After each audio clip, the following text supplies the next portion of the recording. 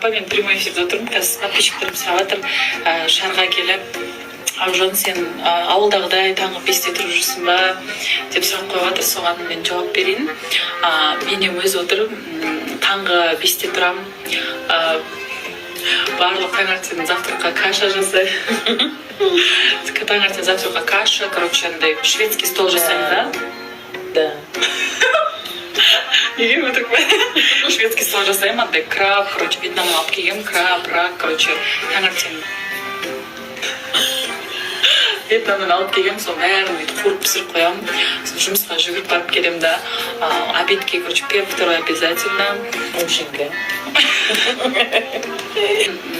Котлета жасаймын, сосын суп. Апалар бірінші суп ішеді, потом котлета жейді, потом мен едім, да. Манты.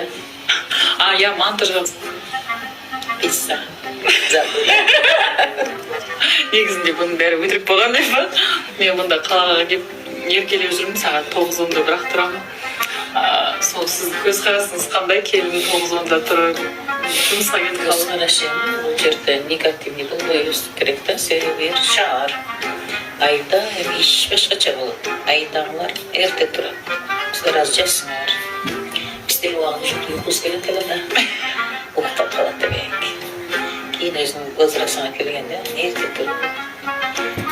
Сағаттың іште көп қаласыңар.